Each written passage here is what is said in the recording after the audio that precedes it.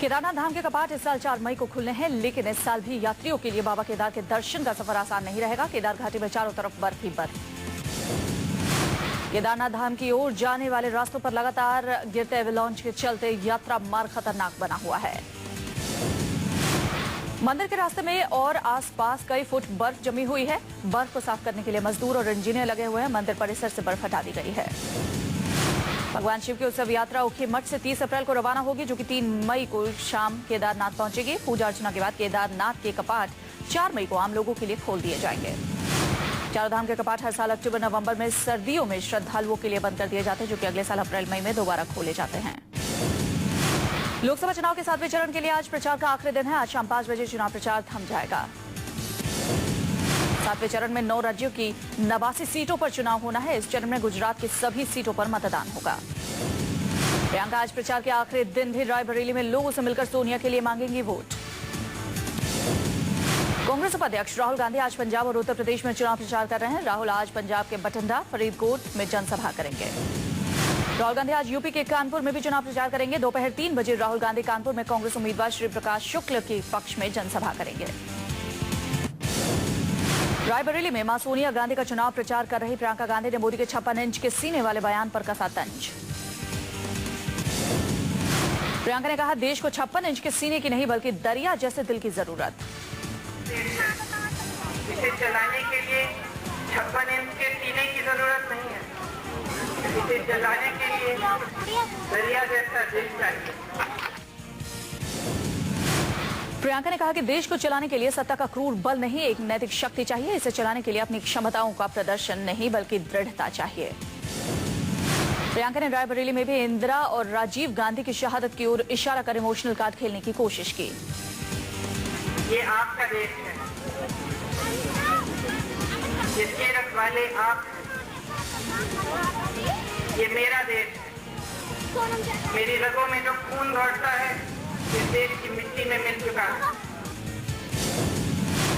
प्रियंका ने कहा कि ये मेरा देश है, मेरी रगों में जो खून दौड़ता है वो इस देश की मिट्टी में मिल चुका है। पश्चिम बंगाल के श्रीरामपुर में रैली के दौरान बीजेपी के पीएम पद के उम्मीदवार नरेंद्र मोदी ने शारदा चिट फंड घोटाले को लेकर ममता बनर्जी पर निशाना साधा। मोदी ने शारदा घोटाले का मुद्दा उठाया और कहा कि शारदा सरस्वती का दूसरा नाम है और यहां शारदा एक चिट फंड में बदल गई। आपकी ऐसी कैसी ममता रही कि जो मां शारदा थी और जो लक्ष्मी थी वो शारदा चिटफंड बन गई। मोदी ने कहा कि ममता ने बंगाल के लोगों का सपना तोड़ दिया है। मोदी ने आरोप लगाया कि वो ममता वही कर रही हैं जो कि वाम दलों ने किया है।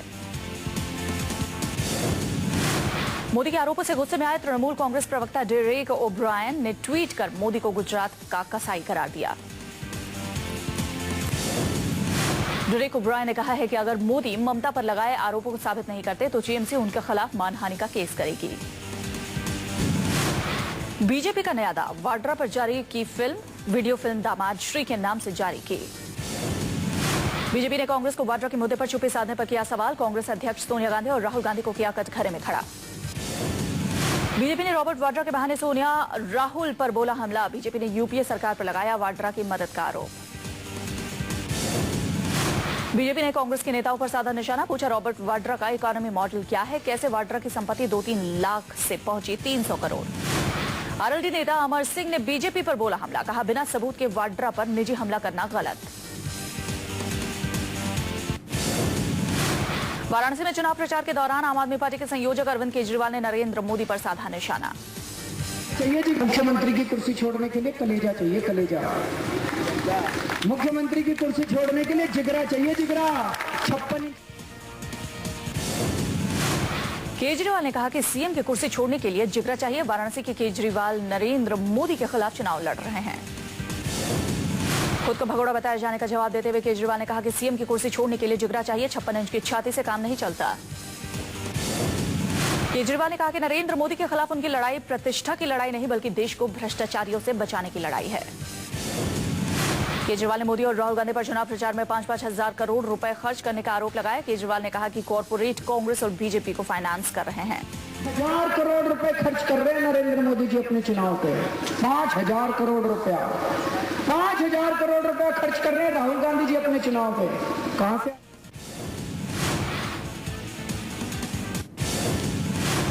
विदेश मंत्री सलमान खुर्शीद का नरेंद्र मोदी पर सियासी हमला, राक्षस से की मोदी की तुलना, कहा मोदी की आंखें राक्षस जैसी। कांग्रेस नेता कपिल सिब्बल ने मोदी पर निशाना साधा, बोले महिला की जासूसी कराने वाले की छाती 56 इंच की हो ही नहीं सकती। कपिल सिब्बल ने मोदी पर किया करारा वार, कहा एक हाथ में एनकाउंटर स्पेशलिस्ट होगा और एक हाथ में स्नूप स्पेशलिस्ट। वडोदरा में चिदम्बरम ने मोदी के रिकाउंटिंग मिनिस्टर का दिया जवाब, बोले अगर वो रिकाउंटिंग मिनिस्टर कहेंगे तो मैं उन्हें एनकाउंटर चीफ मिनिस्टर कह सकता हूं। राशिद अल्वी ने बीजेपी के पीएम कैंडिडेट नरेंद्र मोदी के गुजरात मॉडल पर बोला हमला, कहा उनके पास कोई मॉडल नहीं है, उनका एक मकसद सत्ता तक पहुंचना है। कश्मीर में चुनाव से पहले आतंकी हमला, बाल बाल बचे फारूक अब्दुल्ला, बड़गाम में रैली से पहले ग्रेनेड से धमाका, 30 अप्रैल को है वोटिंग। श्रीनगर लोकसभा क्षेत्र में खनियार इलाके में जनसभा को संबोधित करने पहुंचे थे फारूक अब्दुल्ला, धमाके के भीड़ में फैली दहशत। National conference supremo Farooq Abdullah का घाटी में विवादित बयान, कहा मोदी को वोट देने वाले समंदर में डूब जाएं। फारूक अब्दुल्ला ने मोदी पर किया तीखा वार, मोदी को तानाशाह बताया, बोले देश को एक तानाशाह की जरूरत नहीं। फारूक अब्दुल्ला ने कश्मीर की जनता को चिताया, कहा फिरका परस्त ताकतें अगर सत्ता में आई तो कश्मीर भारत से अलग हो जाएगा। कांग्रेस अध्यक्ष सोनिया गांधी के राजनीतिक सचिव अहमद पटेल ने कहा कि सोनिया को कभी भी सरकारी फाइलें नहीं दिखाई गई। पटेल ने प्रधानमंत्री मनमोहन सिंह के पूर्व मीडिया सलाहकार संजय बारू की किताब में लिखी इस बात को बेबुनियाद बताया है कि सोनिया को सरकारी फाइलें दिखाई जाती थीं। पटेल का कहना है कि अगर कैबिनेट का कोई सदस्य कहता है कि सोनिया गांधी को फाइलें दिखाई गई तो मैं सार्वजनिक जीवन छोड़ दूंगा। अगर जिसने भी ये कहा बेबुनियाद आरोप है, मैं दावे के साथ कह सकता हूँ, कोई एक मिनिस्टर भी ये कह दे कि कहीं पे सोनिया जी ने कोई फाइल मंगाई है, उन्होंने फाइल भेजी है, तो मैं सार्वजनिक जीवन छोड़ दूंगा। एक मिनिस्टर। अपनी किताब एक्सीडेंटल प्राइम मिनिस्टर में बारू ने दावा किया है कि प्रधानमंत्री के प्रधान सचिव पुलक चैटर्जी पीएमओ के फैसले पर सोनिया गांधी से निर्देश लेते थे। बीजेपी की तरफ से कांग्रेस सरकार के घोटालों की जांच करने और आयोग बनाने के बयान पर पटेल ने कहा कि हम किसी से डरते नहीं। हैदराबाद की उस्मानिया यूनिवर्सिटी में छात्रों ने तेलंगाना राष्ट्र समिति के मुखिया के चंद्रशेखर राव का किया घेराव। टीआरएस ने अपने मैनिफेस्टो में कॉन्ट्रैक्ट कर्मचारियों को पदोन्नति देकर उन्हें स्थायी करने का आश्वासन दिया था। उस्मानिया यूनिवर्सिटी के छात्र इसी से नाराज हैं। छात्रों का आरोप है कि अगर कॉन्ट्रैक्ट कर्मचारियों को स्थायी कर दिया गया तो उनके भविष्य चौपट हो जाएंगे। टीआरएस अध्यक्ष केसीआर अपने चुनाव प्रचार के लिए उस्मानिया यूनिवर्सिटी में बने हेलीपैड के पास उतरे थे, तभी छात्रों ने उन्हें घेर लिया। कांग्रेस अध्यक्ष सोनिया गांधी ने के चंद्रशेखर राव को मौका परस्त बताया है। सोनिया ने कहा है कि टीआरएस ने पहले सांप्रदायिक ताकतों से हाथ मिलाया था, वो दोबारा ऐसा कर सकती है।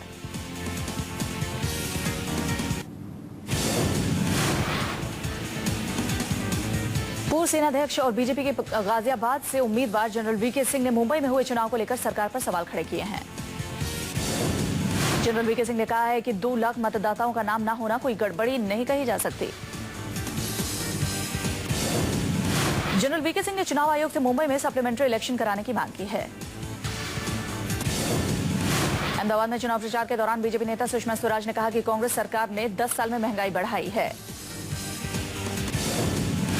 सुषमा ने कहा कि महंगाई के बाद कांग्रेस ने भ्रष्टाचार, घोटाले और बेरोजगारी को बढ़ावा दिया है। 26/11 को हुए मुंबई हमले की कड़ियों को जोड़ने के प्रयास में लगी एनआईए ने कुछ गवाहों के बयान दर्ज किए हैं। अमेरिकी एजेंसी एफबीआई और अमेरिकी न्याय विभाग की मदद से एनआईए ने बयान दर्ज किए। भारत और अमेरिका के बीच इस मामले में एक ऐसा सहयोग पहली बार सामने आया है। जानकारी का खुलासा न करने को लेकर एफबीआई के साथ हुए समझौते के कारण एनआईए ने उन गवाहों के नाम नहीं बताए हैं जिनके बयान दर्ज किए गए हैं। भारत पाकिस्तानी अमेरिकी हेडली की पत्नी शाजिया गलानी और उसके दूसरे मित्रों से पूछताछ के लिए दबाव बनाता रहा है। मुंबई आतंकी हमले में 166 लोग मारे गए थे। भारत ने 2010 में अमेरिका के साथ हुए सहयोग समझौते के तहत कुछ गवाहों से पूछताछ की इजाजत मांगी थी। माना कि अमिताभ बच्चन की पाकिस्तान जाने की ख्वाहिश जल्द ही पूरी हो सकती है। पाकिस्तान के पूर्व प्रधानमंत्री चौधरी शुजात हुसैन ने उन्हें पाकिस्तान आने का न्योता दिया है। अमिताभ बच्चन ने पिछले महीने कहा था कि अगर उन्हें बुलाया जाए तो वो अपनी मां के मायके लाहौर आना चाहते हैं। पाकिस्तान आने की अमिताभ की इस दिली ख्वाहिश को देखकर हुसैन ने पत्र लिखकर उन्हें बुलावा भेजा। हुसैन ने अमिताभ को पत्र में लिखा है, आपकी मां का जन्म और लालन पालन पंजाब के फैसलाबाद जिले में हुआ था। आपको यहां आकर उन जगहों को देखना चाहिए। आईफा अवार्ड 2014 का ऐलान, बॉलीवुड के शॉटगन को मिला life time achievement award. IIFA award में फिल्म भाग मिल्खा भाग की रही धूम, टेक्निकल कैटेगरी में जीते 9 अवार्ड्स। अभिनेत्री दीपिका पादुकोण ने आईफा अवार्ड्स में बेस्ट एक्ट्रेस का खिताब जीता। दीपिका की बेस्ट एक्ट्रेस की कैटेगरी में 3 फिल्में थी नॉमिनेटेड। दीपिका की 3 फिल्मों में चेन्नई एक्सप्रेस, गोलियों की रासलीला रामलीला और ये जवानी है दीवानी थी नॉमिनेटेड, लेकिन दीपिका को चेन्नई एक्सप्रेस के लिए मिला बेस्ट एक्ट्रेस अवार्ड। आशिकी 2 में तुम ही हो को आवाज देने वाले नए गायक अरिजीत सिंह को मिला बेस्ट मेल प्लेबैक सिंगर का अवार्ड। फीमेल में श्रेया घोषाल ने मारी बाजी। एयर इंडिया अपनी संपत्ति से संसाधन जुटाने की कोशिश कर रही है। हांगकांग, नायरोबी और मॉरिशस जैसी विदेशी जगहों में अपनी संपत्ति बेचने पर विचार कर रही है। एयर इंडिया ने इन संपत्ति को बेचने के लिए भारतीय बैंकों और सरकारी कंपनियों से संपर्क करना भी शुरू कर दिया है। घरेलू हैंडसेट कंपनी लावा ने 3G कॉलिंग टैबलेट को बाजार में पेश किया है। इस टैबलेट की कीमत 8,499 रुपए। इस टैबलेट में ओपेरा, हंगामा म्यूजिक ऐप, व्हाट्सएप जैसे कई फीचर पहले से ही हैं। कंपनी ने यह टैबलेट युवाओं और कामकाजी लोगों को ध्यान में रखते हुए पेश किया। ज्यादातर कार कंपनियों ने दाम बढ़ाने का फैसला फिलहाल टाल दिया है। लगभग सभी कंपनियों ने अप्रैल से कार कीमतों में इजाफा करने का ऐलान कर रखा था।